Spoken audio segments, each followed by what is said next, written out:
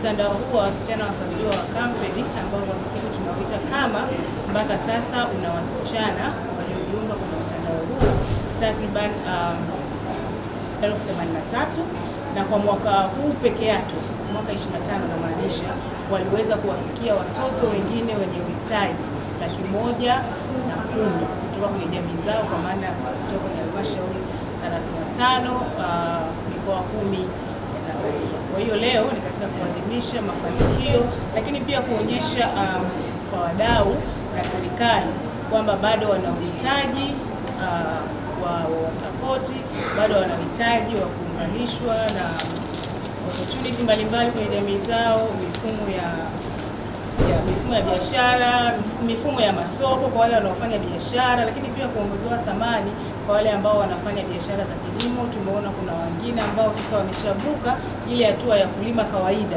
sasa wanalima kisasa kwa kuangalia mabadiliko ya tabia nchi, na wameanza kupaki process biashara zao. Sasa wanatamani hata kwenda kuuza nje ya nchi. Tunashirikiana na serikali kupitia BETA, kupitia SIDO, lakini pia tunashirikiana na wadau wengine katika ngazi ya halmashauri mpaka mkoa. Tunashirikiana na serikali kuu kupitia Wizara ya Kilimo, Wizara ya Vijana, katika kuhakikisha kwamba vijana hawa ile support wanayopewa na zile nafasi mbalimbali za uwezeshaji wanazozipata basi zinakuwa na maana na tija kwao.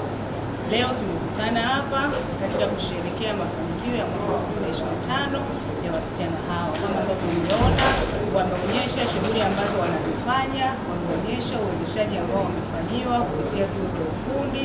Tunao ambao wamepelekwa na Camfed, lakini wengine na wadau na halmashauri zao pia kwenda kuongeza mnyororo wa thamani wa bidhaa zao kupitia mafunzo ya ushonaji, food processing, lakini pia kuna baadhi ya wadau ambao wamejitolea pia kuwapa vitendea kazi. Kwenye maadhimisho yetu ya mwaka huu tuna mafanikio mbalimbali tumeyapata, ikiwemo tumeweza kusapoti watoto 114,000.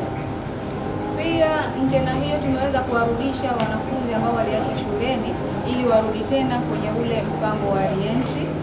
Mafanikio mengine ya mwaka huu tumeweza kupata mikopo isiyokuwa na riba kutoka shirika la Camfed 511, ambayo mikopo hiyo imeweza kusaidia kukuza biashara zetu. Pia tumepata grants, mtaji kwa ajili ya kuanzisha biashara. Kwa hiyo tunaona kama idadi kubwa wameweza kuanzisha biashara mwaka 2025. Na walinisapoti kuhusiana na internet ya shule, vifaa vya shule, na kiukweli walinikuta nipo kwenye hati ya kupoteza masomo yangu ya sekondari. Lakini baada ya kumaliza shule pia walijaribu kuninyanyua, kunifundisha masuala ya uongozi, kunipa masomo mbalimbali kama vile ya uchumi, ya biashara. Na sasa hivi ni binti ambaye kiukweli nina uwezo wa kusimamia ndoto zangu mwenyewe, nina uwezo wa kusimamia biashara zangu mwenyewe, nina uwezo wa kusimamia pia familia yangu mwenyewe. Si tu kusaidia familia bali pia na jamii ambayo wananizunguka. Na mimi pia ni mmoja kati ya mabinti ambao wanalipa fadhila kwa jamii. Mimi sasa hivi ni mkulima, nafanya shughuli za kilimo cha umwagiliaji na ninaajiri watu. Sio tu kwamba nafanya mimi mwenyewe, kwamba ninaajiri watu, nina watu. Kwa maana najua kwamba katika shamba langu kuna watu 2 au 3 ambao familia zao pia wanapata riziki kupitia mimi.